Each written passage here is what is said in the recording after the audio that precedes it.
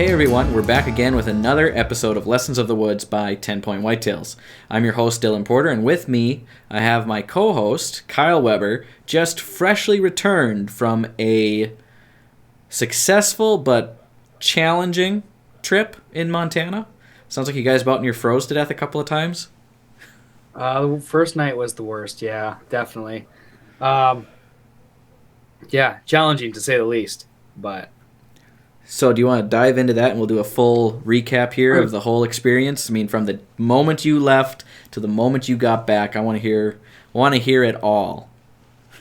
well, if I sound a little hoarse, it's because the moment I left, I came down with some horrid sinus infection, cough, felt miserable, right from the get go. But we left Tuesday night at about 5. Left Cable, headed for Montana. Noticed I wasn't feeling very well, so I ended up in the passenger seat. We got to St. Cloud, stopped at Taco John's to eat dinner or grab something to eat, And our intention was to drive all night to Montana. I didn't even eat because I wasn't feeling good. I actually got up, used the bathroom, and had like the fever shakes and the shivers and the just my eyes, pressure in my head, and I wear contacts, so I had to take my contacts out. Brutal. Ugh. Get out of St. Cloud and we get kind of over by Dillon there, by Moorhead, Fargo, and the roads turned to absolute crap. Snow, blowing, ice because it was warm during the day, so all the moisture froze on the roads. We had grain trucks, semis in the ditches. We had cars in the ditch. Occasionally, I'd be sleeping, leaned way back, sleeping, and all of a sudden the truck would go sideways, and Luke would be holding the steering wheel, and I'm puckered up. Anyways, so we were averaging about 45, 50 miles an hour through North Dakota into Bozeman. Bunch of Dayquil, bunch of NyQuil for me. Got up about 2 and started driving for Luke. He had pushed a hard trip from 5 to almost 2, and I gave him a break, and I was okay. Not great, but I was okay. And watched the sun come up, and got to Bozeman. So we had to stop. So he gets a coming home to hunt tag, or hunting with family tag. He's a Montana native. Born and raised in Montana. He's only lived in Wisconsin for maybe 10 years. So we have to stop at Fish and Wildlife and Parks. So unlike places around here, DNR, Department of Natural Resources, right? Here, Department of Natural Resources manages hunting. There, the DNR do not. It's called the Fish and Wildlife and Parks. They manage fishing, hunting, and the national parks, or the state parks. So we go into the Fish and Wildlife Parks. He meets his mom and dad. They have to be present, which shows that he's coming home to hunt. He's a native, proof that his parents still live here. But he gets it for cheap. He gets it for about half price of what a mule deer tag costs for me. And he doesn't have to draw. He can just buy. So we get his tag. I end up getting a trail pass. So it's harder for me to get my side-by-side registered for Wisconsin trails. There's a whole process. It's hundreds of dollars, and it's registered every 2 years. Over there, I bought a sticker for $35 that you put in a visible spot, and you have access to all roads and trails in Montana until December 31st. For $35. It's easier for me to bring my side-by-side from Wisconsin than it is for me to register my side-by-side in Wisconsin. Oh. Anyways, so I get my side-by-side sticker so we can use the side-by-side. So we have a truck. We have my 3/4 ton pickup, a in-box camper that pops up. We have my trailer with my side-by-side, and we got coolers, we got fuel, we got gasoline, we got a generator. So what we're doing is a full packing camp hunt. We're going out somewhere, we're camping on site where the deer are outside the back door, and we're going to hunt that area. Anyways, get to Bozeman, he gets his tags, we get my license, or my sticker, and We're in Bozeman. It's 16 hours to Bozeman from here or so. 17 hours maybe. Okay, yeah. And we start heading north. We went to northern Montana, basically, kind of close to Canadian border, maybe a couple hours south. But it's 1 hour, 6 hour drive.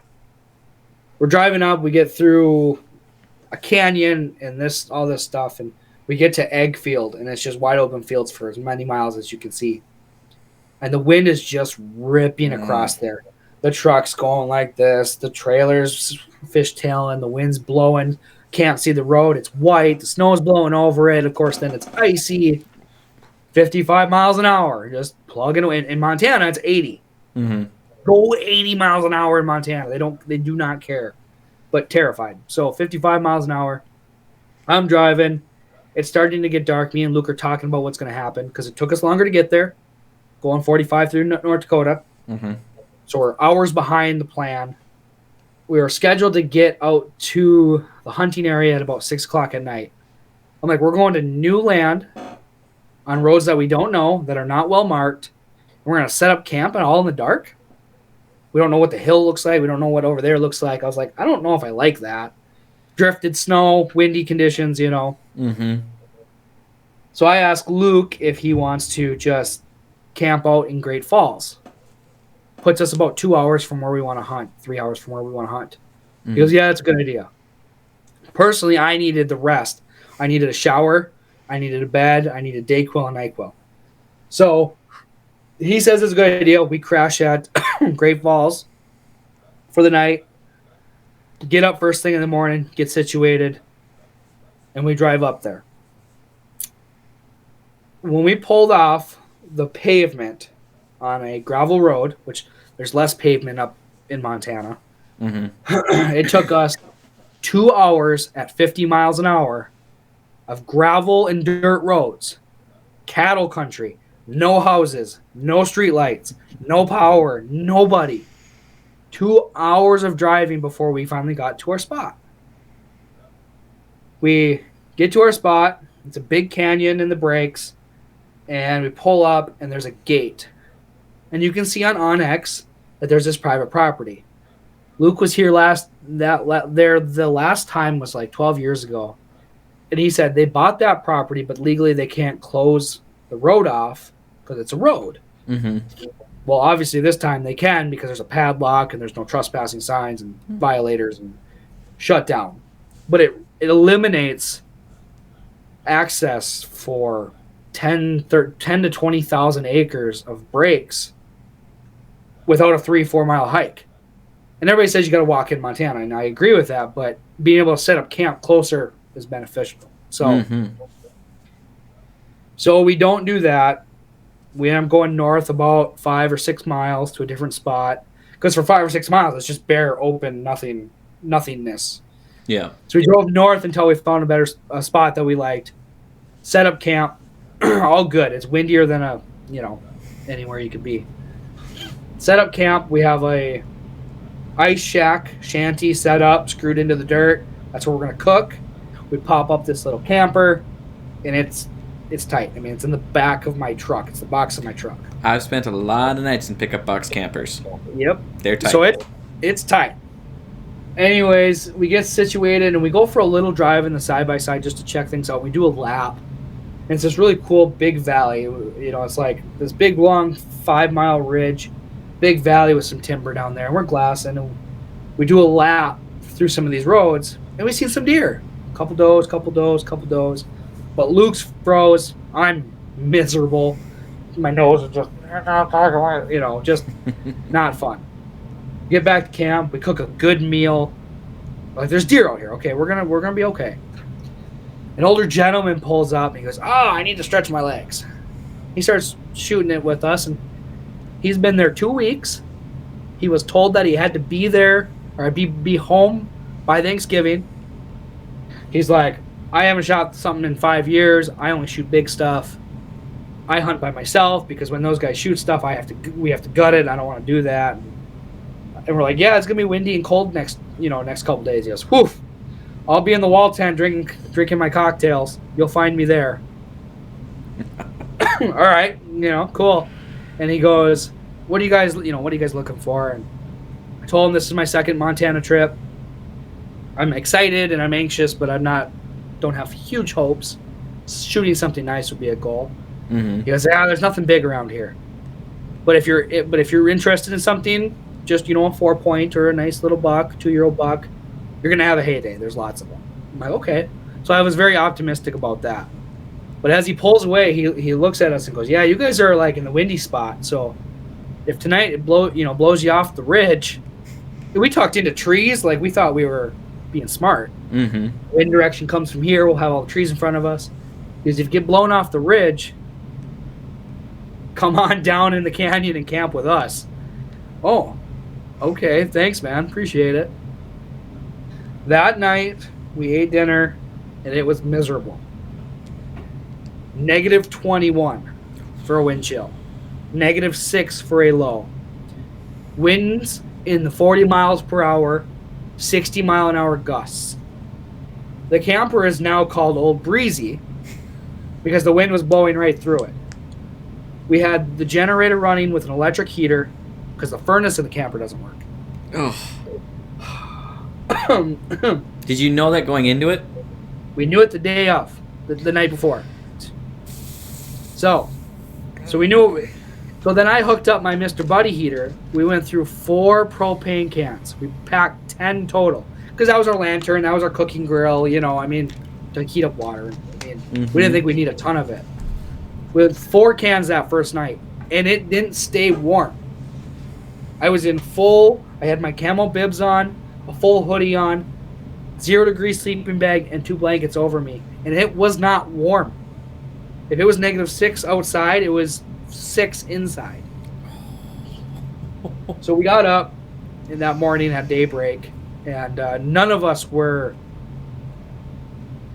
excited to go hunting. We had dude wipes, baby wipes for guys, marketing skills trick. The dude wipes were frozen in the camper.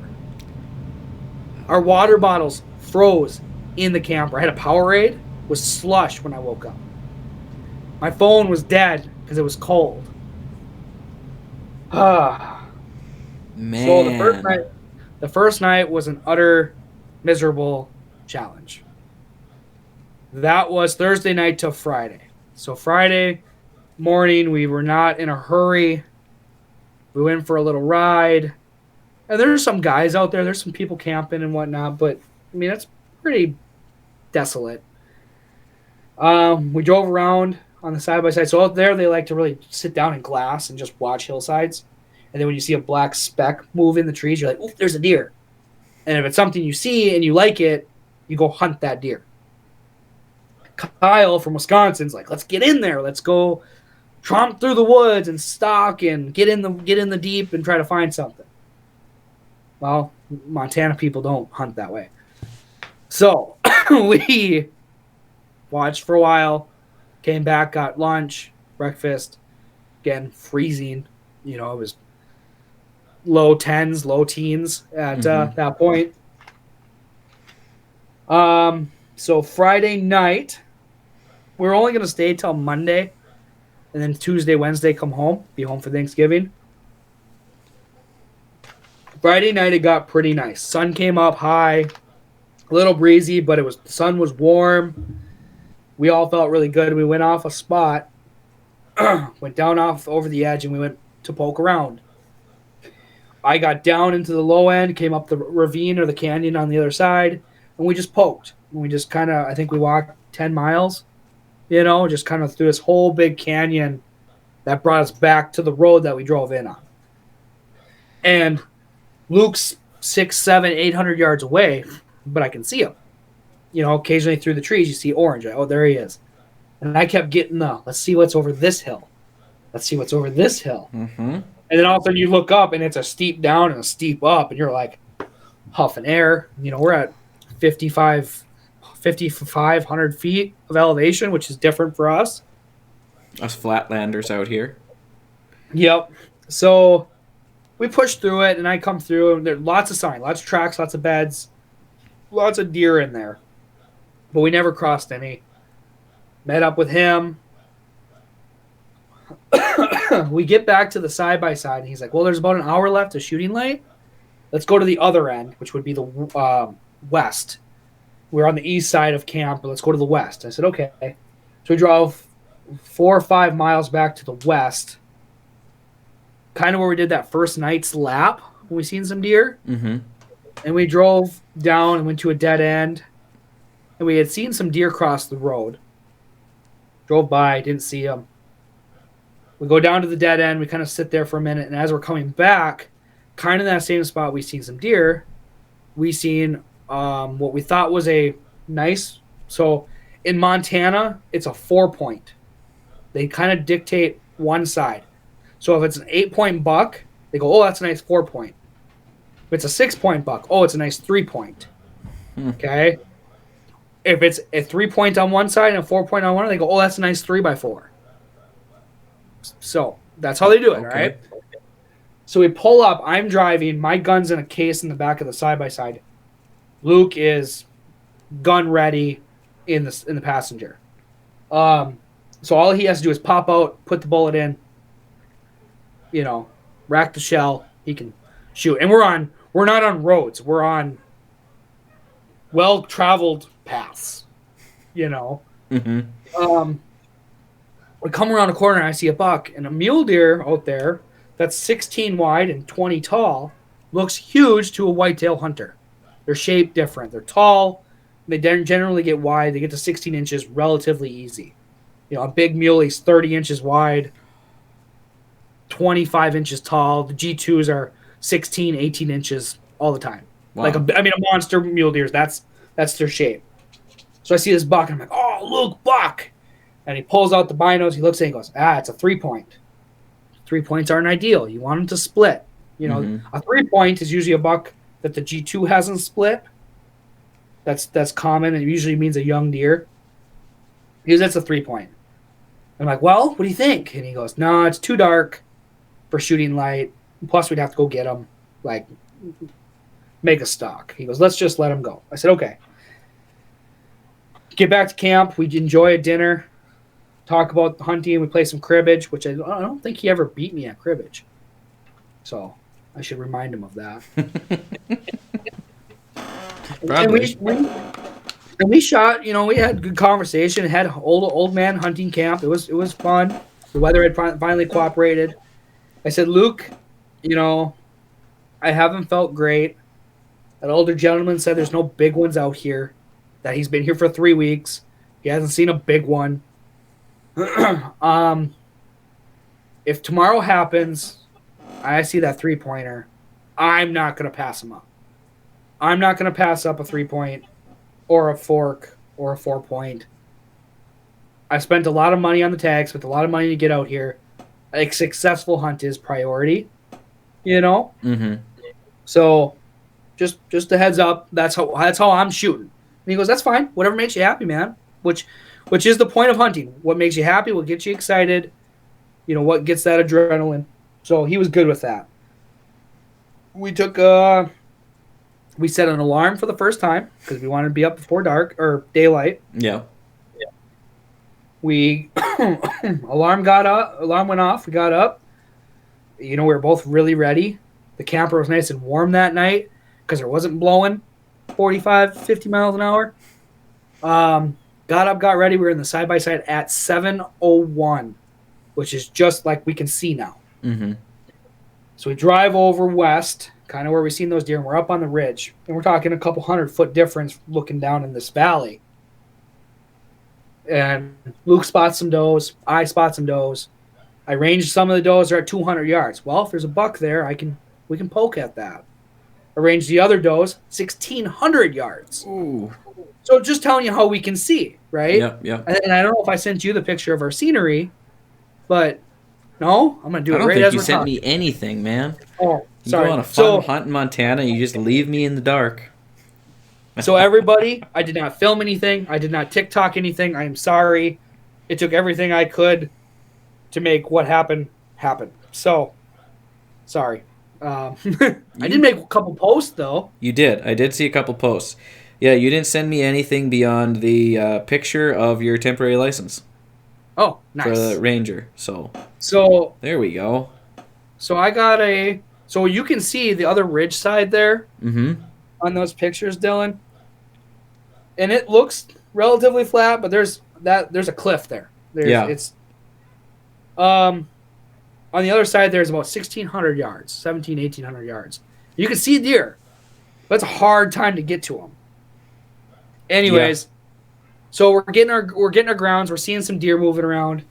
And what I'm actually doing with my binos is I'm going to the peak and scanning down, coming over, scanning back up, coming over, scanning down, just looking for black dots that move. Mm-hmm. Or obviously, a mule deer's rump is really white with like a black. The tail is black, so it's just a black strip, but it's a really white rump. So you're looking for that, and that tends to be what you can see. And all of a sudden, I go up, and I come down, and I go, boom! There's a buck. I'm like, "Ooh, Luke, there's a buck in the timber."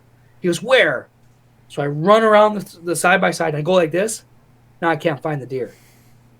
Of course. I don't even know where I was looking, because you're on the binos, your perception. Yep. So I was like, I don't know, Luke. There's a couple trucks coming by on us now. It's like, Luke, I want to go in. I want to pull Wisconsin and get in there. And he goes, okay.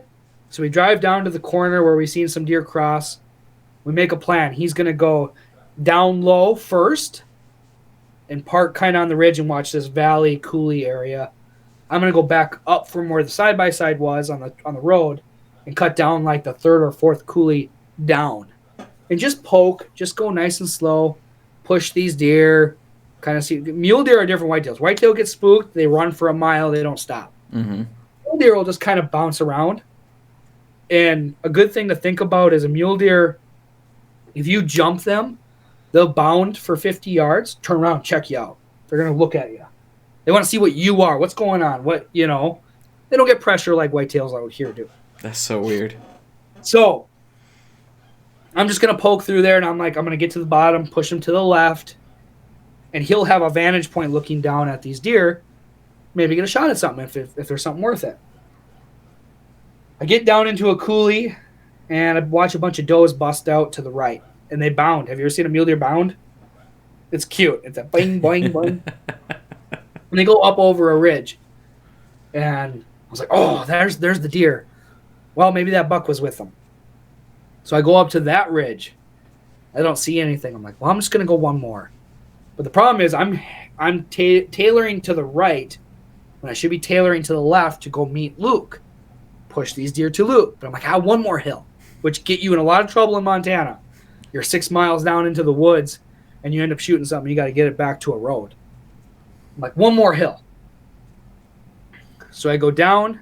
I come up on this knob, and I'm out in the middle of nothing. There isn't a tree by me. There's no cover. I'm out. Hello, here I am. I look down into the valley. No does. Well, where'd they go? As I'm looking at my, say, 11 o'clock, I turn my head to my 3 o'clock. I'm looking uphill. There's a doe. You can see her bed. It's a big, dark, melted spot, and she's standing up, and she is on me, looking at me. Big old ears, big old mule ears, just like, here you are. And I'm like, oh, crap. Wide open, not sneaky, nothing. I put the gun up on her, see that she is a doe. I go, okay. So I'm kind of watching her, trying to see around her area, and she's in the thick stuff, but I'm like trying to watch her and see what's going on. And I look at her again, and I see horns. What the? So I pull up the binos. No, it's a doe and a fawn, a smaller fawn. I'm like, okay, put the binos back down. Watching her again, I look. There's horns. Put the gun up, because now I'm going to just look at the gun. No, it's just that fawn. Well, where'd the doe go? What's going on here? Put the gun down again. Then I realize I can only assume is that doe was bedded and she was hot. When I walked up on the hill, she stood up. The buck was behind her and stood up with her and was like, what's going on? Where are you going? So now he's running her around with his nose in the air, chasing her. And every time I see him with horns, I put the gun up, he'd already moved past the opening, and and I seen the fawn that was just standing there like, what's going on? What's up, guys? What's up, guys? What's going on? And the doe was probably like, hey, there's a hunter right here. And he's like, what? What do you want to do? You like me? So I'm standing. Dylan, you'll be proud of me. Standing straight up and down. Guns like this. Full. No rest. Nothing. And I'm on the fawn. I'm waiting. Doe runs by. He comes down with his nose. Coming from my left to my right. Squeeze the trigger. Boom! Put the gun down. Now the deer are gone. Yeah. Deer checking out of Dodge now. And the woods lit up with does and deer bounding everywhere. They're running by me. They're running left. They're running right. Everything. There was 15 deer just going whoop, around me. Which was kind of cool because I didn't see any of them. So I take a second, kind of watch, and where he went left to right, he would have to come up another coulee, up an edge. So I continued with the gun, kind of ready just to see if I could see him bounding through there. Mm-hmm. No idea if I missed him. No idea. This kind of shot is not a good shot. No rest, nothing, free hand. That's not a good shot. He doesn't come up over the ridge. So I walk down, walk up, looking, find her bed. I'm like, okay, he was right here somewhere. I don't know, 5 yards away. There's some blood spray. I walk over to that. I go look. I'm like, cool, hit him. Cool. We're on the board. All of a sudden here, kaboom!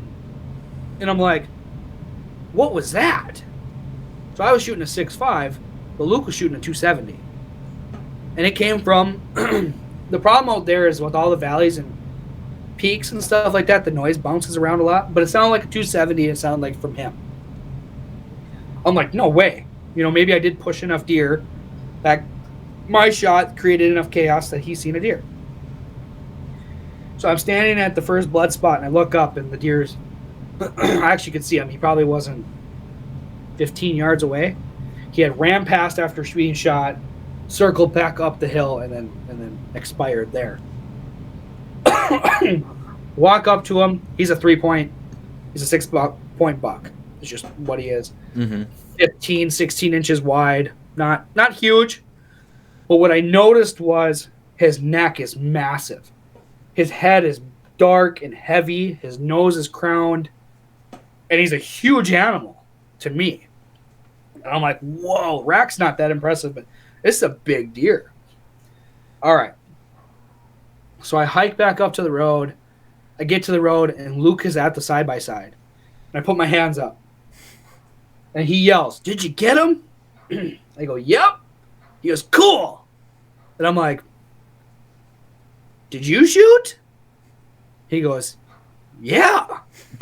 I'm like, okay. Did you get him? He goes, yeah. So that's cool. So within 5 minutes of me shooting, he shot. We both harvested an animal. I get down to the side-by-side. We go look at his. So it had nothing to do with me, except for he walked down in this lowland and was going to cut these deer off. Heard me shoot. Walked up the hill in that 5-10 minutes of me walking over to see mine. Walked up the hill to get a better vantage point on the side-by-side. And he seen a bunch of does running across the field. Behind them was a 4-point buck. He said he looked at it. It's a pretty small deer. But it's 4-point, 8-point buck. Mm-hmm. Splits. He goes, yeah, sure. Boom, shoots it. It launches off of a hill, goes 75 feet down into a ravine, expires. And we go look at it. That's all right, cool. And he goes, did you find yours? Yep, I found mine. So we go down this creek, grab his, gut his. And I looked at his. I'm like, Luke, I don't know. Mine might be bigger because of the bigger body. My rack might proportionally be bigger. I'm like, but it's only a 3-point. He goes, yeah, I wasn't going to shoot this one, but, it's a 4-point deer, and, it's why we're here. Get his in the side-by-side, drive up, gut mine, drag mine down, we put it in the side-by-side with the other one, and it's like, dude, Mine's got 50 pounds on yours. Got it. I mean, my deer was 2 feet longer. The neck was 3 times as big. I mean, just so proportionally different. There's a 2-year difference between the two animals. Yeah. Racks are basically the same. Which was cool. It was cool to see that comparison.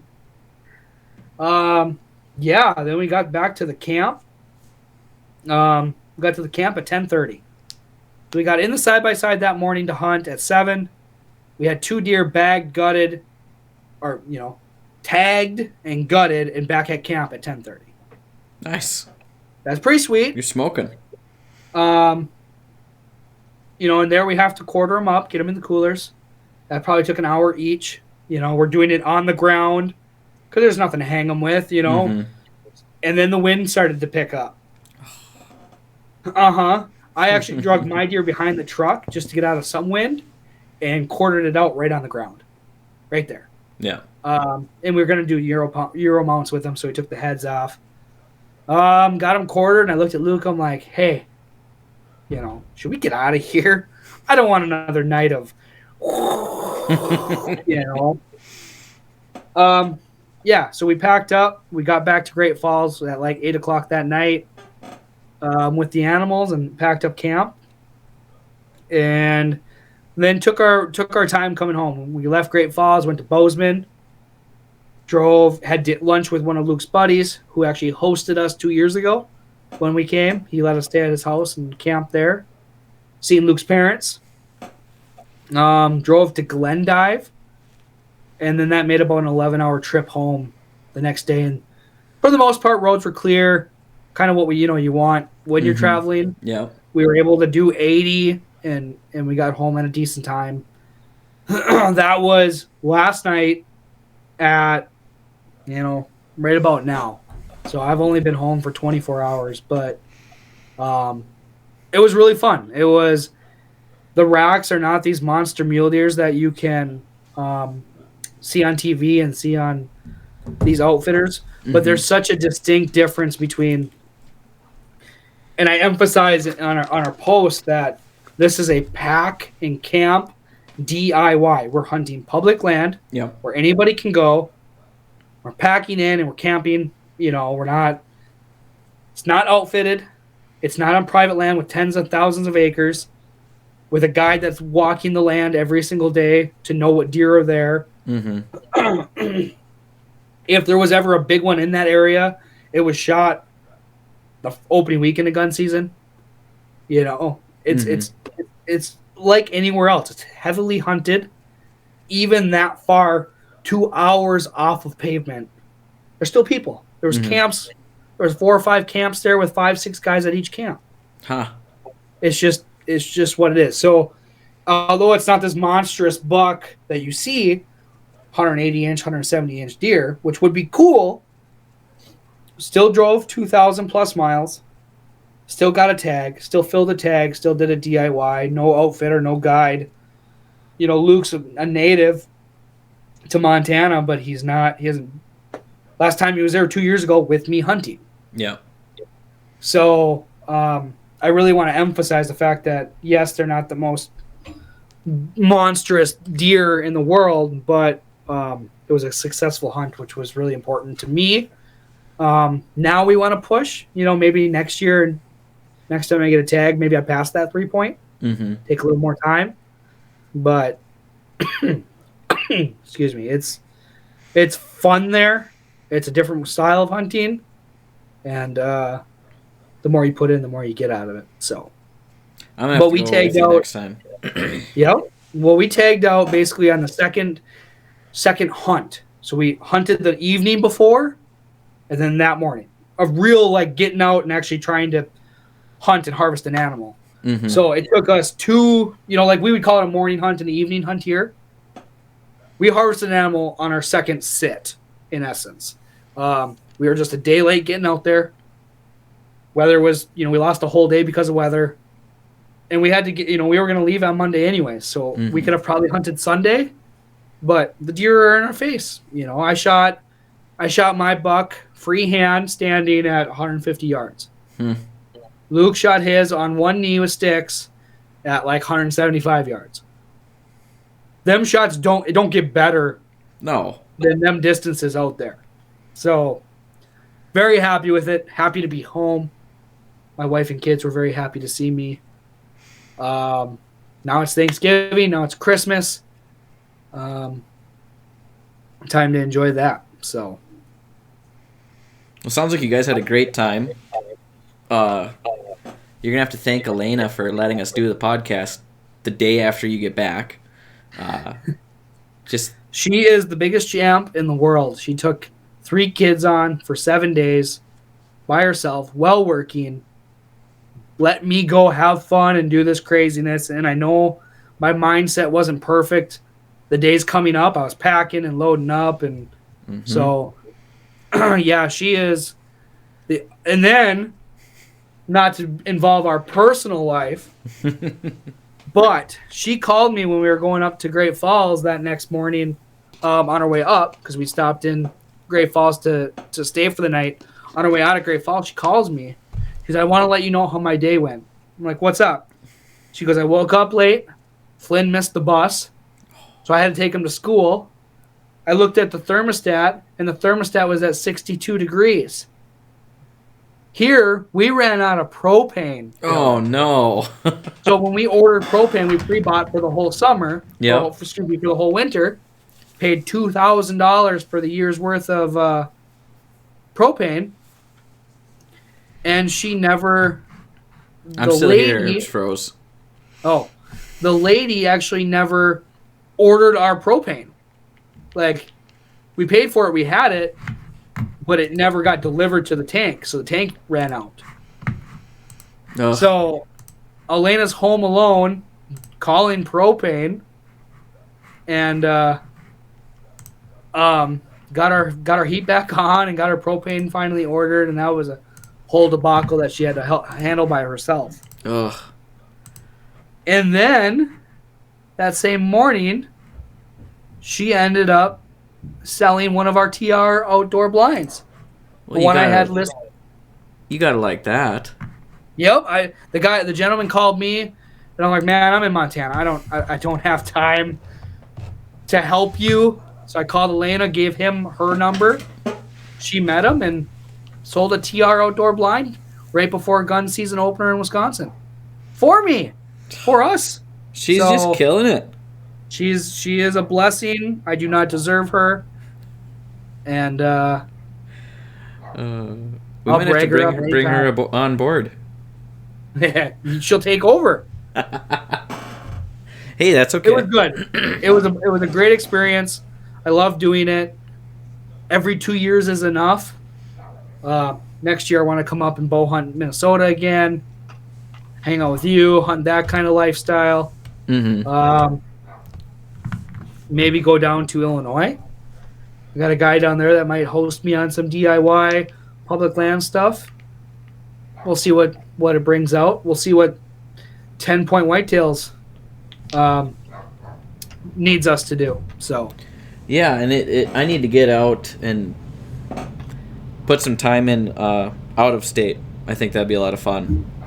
Same type of thing like you're doing, and I love driving through Montana. I love driving through Colorado. I think those would be some really fun places to hunt. So I've got to get out there. But yeah, can you really say that you went on a vacation or a trip or whatever in November in Minnesota and North Dakota without running into weather? If you didn't run into weather, did you actually go? Is what I'm trying to say. So 2 years ago we went to Montana. 2 weeks before this time, when we were leaving, the day we left to go this year was the day we were coming home last time. Yep. And it was beautiful there, and it was beautiful back, and it was beautiful the whole time. Yep. Is it real? Even go. You didn't even go. I feel like I went into like a spectrum and just into a wormhole that was there. Yeah. And that's the memory of hunting. It's not always the deer. It's not always the harvest. It's not whether you fill the tag or not.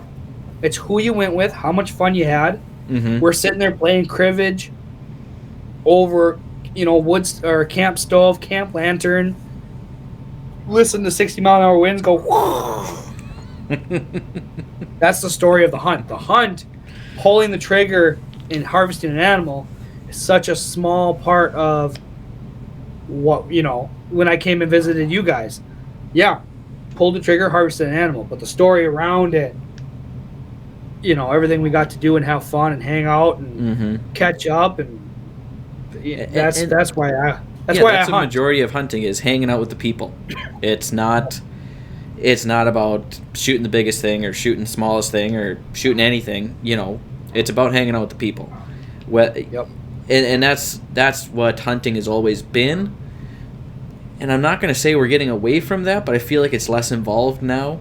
Not that there should be more emphasis or is more emphasis on trophy hunting, which for the betterment of the herd is better.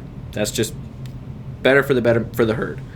But we're losing some of that. Hunter recruitment's at an all-time low in Minnesota.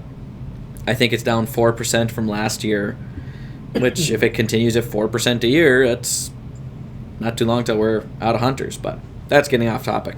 No, and it's a good point, though, because so many people maybe look at my picture of my mule deer and go, oh, not that big. It's not 30 inches wide by this. And I'm like, I had just as much fun. Yeah. And it's become so much, well, how many inches did it score? How old is that buck? We actually got a comment on my buck Ace. Why didn't you shoot a 5-year-old? As if that justifies it. Mm-hmm. I've seen since coming home, we have a Deer Hunters Roundup. It's a radio station that hosts a collaboration of deer hunting for Wisconsin's gun season. Not my biggest, not the biggest, but you have to almost justify shooting that fork or spike or the 6 or the 8 or whatever it is. Not my biggest, not the biggest buck, but I'm happy. You have to justify filling that tag. Did you have fun? Mm-hmm. Did you enjoy sitting in peace? Did you enjoy hanging out with your family or friends? Did you get buck fever, doe fever, whatever? Did you enjoy it? Did you put the work in, harvest an animal, quarter it up, and are you eating it for dinner? That's what I want to know. Yes, we focus on bigger deer. We focus on older deer, inches, all of that stuff. But the first question I want to ask, or like to ask, did you have fun? Did I have fun in Montana? Had an absolute blast. Could I have gone without being miserably sick? Yeah, probably. But there's not another part of it I would have changed. Yeah. How it went, how it happened, I had fun. I enjoyed it. And anybody that's hunting Wisconsin or hunting Minnesota or hunting anywhere, if you're having fun and you're getting what you need out of it, some of the older gentlemen, the guy we met in Montana, I haven't shot nothing in 3-4 years. He's not there to hunt. Mm-hmm. He's not there to kill. He's there to hunt, sit in the wall tent over a campfire, hang with his buddies, catch up with his son, catch up with his brother, enjoy nature, go for nice 4-wheeler rides, see what the brutal weather can do to you. Mm-hmm. He wasn't there to kill. And unfortunately, you have to get to, I think the gentleman was 73 years old. 73 years old, and he's finally enjoying why we're out there. Yeah. He's not hyped up in the inches or the years or the trophy or the mount or whether it was successful or not. Success is important, but at the end of the day, did you have fun? Did you enjoy it? Perfect. That's a successful hunt. Yeah. So. Yeah, absolutely. And we do talk about property management to grow bigger deer on your property to suit your goals. But if your goal is to shoot deer, to be more successful at harvesting deer, that's great. It's not necessarily all about getting the bigger buck. Hunting is about family. It's about getting together with people you love or enjoy talking to, however you want to phrase it. It's about that camaraderie. But at the end of the day, we do all want to harvest a deer, and we want the deer herd to be healthier. So that's part of the biggest reason, probably one of the biggest reasons that we push for property management, push for whitetail deer management, is for the betterment of the wild herd. Now, if that's not something you want to do and it's not something you enjoy, well, that's your style of hunting is different. But if you're, like you said, if you're enjoying the time with the people you're with, you don't have to justify it to anybody. Nope. And what happens with habitat improvement in managing your specific deer herd on your property is because there's disagreements with overseeing authority, the DNR, on how these deer should be managed. And you can control what happens on your property. Mm-hmm. That's it. And if you don't think significant person or organization is doing a good job, you have to take the matters into your own hands. And if you want more deer to harvest more animals so that you're like I have 3 kids that I want to be involved in hunting. I don't want them to hunt the same 3 deer that are there. Mm-hmm. I want to have a surplus of animals so they all can enjoy a successful hunt, so we can all enjoy these memories. I want to implement that. I can't trust a certain organization or department to do that for me to enjoy memories with my kids. Mm-hmm. So when we do habitat improvement, the first question we go is, what is your goals? If your goal is just to harvest a lot of animals or just have a ton of deer available to harvest, great, let's do that. Let's focus on that. It's really easy to encourage a population to grow. Yep. So it doesn't have to be, what's your goal? 150 inches, 200 inches, 5 years old? Doesn't have to be that goal. I want my 3 kids to all sit and hunt and see deer. Mm-hmm. Okay, let's make that property do that. Yep. So yeah, and that's what it boils down to. You got to have your goals, and you got to enjoy what you're doing, which is the whole reason we do this.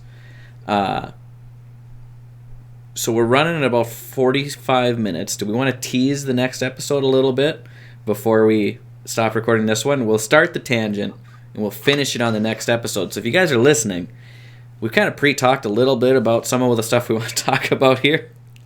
And I think our pre-show ended up being about half an hour of ranting. So certain organizations are going to be brought into the light. And we're going to point out things that we disagree with. And then another day, not today, but another day, we are going to come back with more research, more notes, and more righteous anger. Is that the right way to put it? Sure.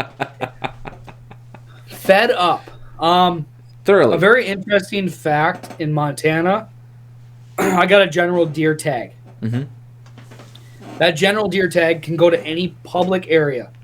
But what happens in Montana is they block off certain sections or certain zones that have limited tags available. Now, if you want to harvest an animal in the Crazy Mountains, it's an area, and that's not specific, but let's just say the Crazy Mountains, they give out 600 mule deer buck tags. You can apply for that spot. They're going to take 600 people. You might take you 5 years to get that tag. Mm-hmm. But going into that hunting area, only 600 people have been able to hunt there. Not harvest, hunt in that area the last 5 years. So the age is older. The bucks are better, the bigger. There's more of them because it's less pressured area. And Montana has done it for the elk, the mule deer, the antelope, and it's always changing. Every year you got to look at those regs because it's completely different. You know what I mean? So if you want to improve your odds on shooting a bigger mule deer, you got to try to draw in those better locations that have worse draw odds. And if you get drawn, you're lucky and you get to get a chance at them. But that's how they control the pressure in areas. Mm-hmm. Unlike Minnesota and Wisconsin, which is pretty much a free-for-all. Mm-hmm. They have limits of tags per zone, but it's irrelevant. Like Central Forest, I think, is where or Northern Forest is where Bayfield County is. They have a set amount of tags compared to Central Forest, but it's such a broad. I mean, it's such a broad area. Mm-hmm. They're thinking macro compared to micro, and over in Montana, they're like the Crazy Mountains need to be less hunted. The Missouri Breaks need to be less hunted. This elk herd over here, we can't just give 10,000 elk tags away because they'll go and just blow the herd out. Mm-hmm. We're only going to give 500 tags to this elk area. And the animals are better. They're less pressured. Yeah. In Wisconsin, and I think in Minnesota, the pressure is pretty much even across the board. All in or all out. Yeah. Focusing on gun season. So I would like to see some implementation of that, controlling the pressure or making some special areas, or like I said, my tag's either sex, either species, because there's whitetails out there too. Mm-hmm. But my tag could have been on a buck mule deer, a doe mule deer, a buck whitetail, or a doe whitetail. But it's one tag. That's it. Mm-hmm. That's all I get. And same thing with Luke's. He bought his tag, general deer license, deer tag. He's only shooting one. Wisconsin, we can shoot two. I can buy my archery tag, shoot my buck, which I did, and I can go buy my rifle tag and shoot another buck. And then if there's doe tags to purchase, which usually on private there is, legal. Yeah. Let them go. I can shoot 3 deer, fill in 3 tags for myself. It's there's so many changes that need to be made in the regulations that just won't happen. Minnesota is absolutely ridiculous in a lot of things.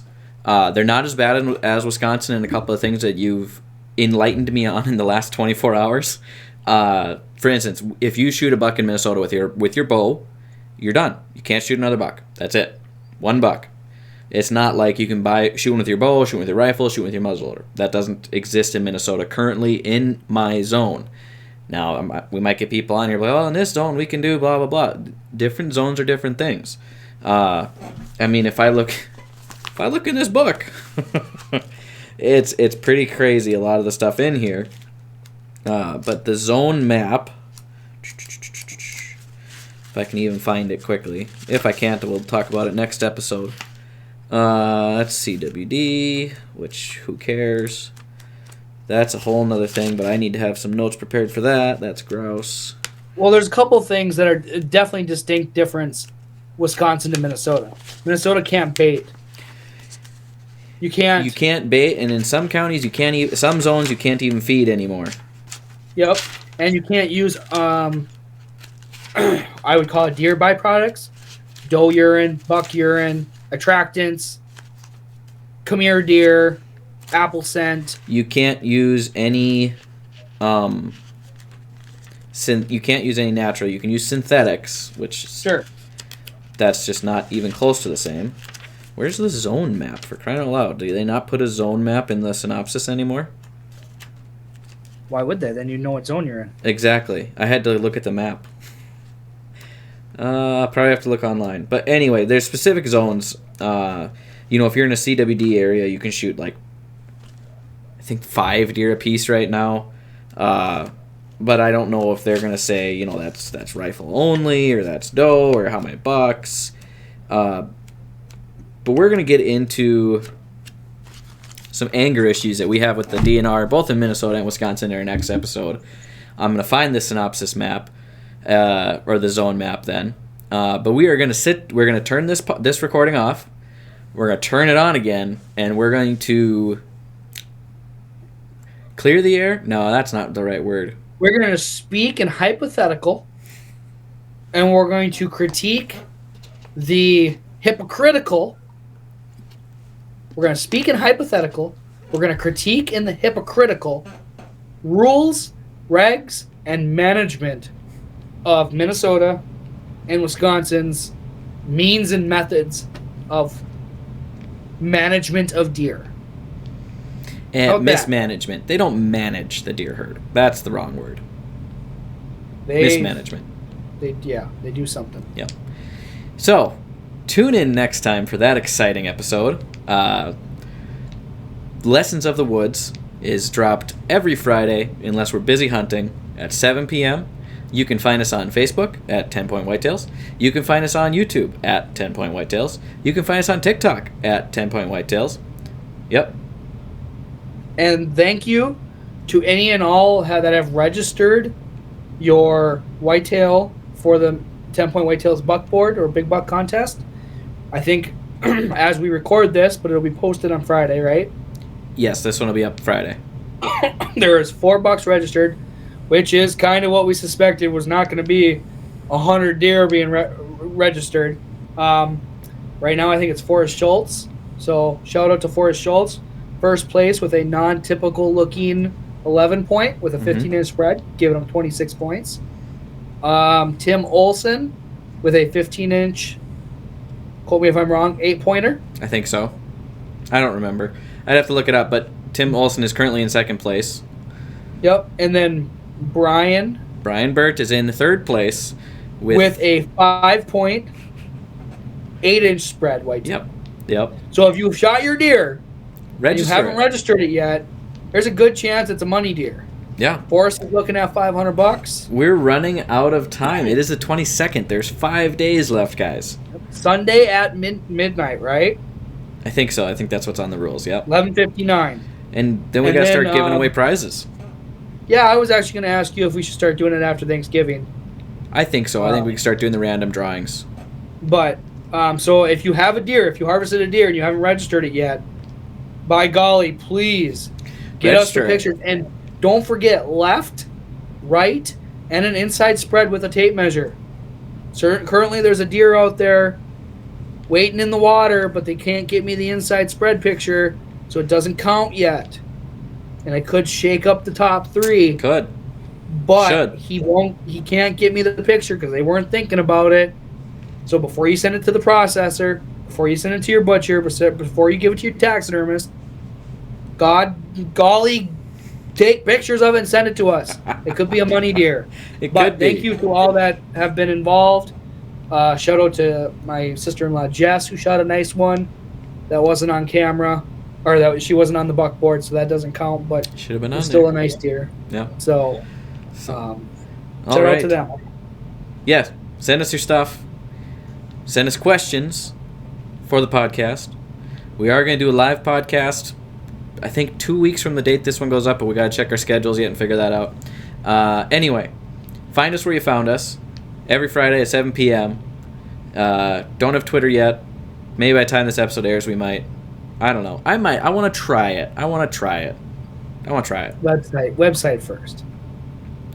Twitter is so much easier than a website, dude. Okay? So much easier. I just make an account and we're good. A website I have to build. Anyway, we're Lessons of the Woods by 10 Point Whitetails. Catch us next week, 7 p.m. Friday night. And we will have our fun rant with the DNR. Well, not with the DNR. About that. Yes? How about them Cowboys? We're not talking about that. Good night, everybody. With that, we'll see you guys later. I'm done. Now I'm angry.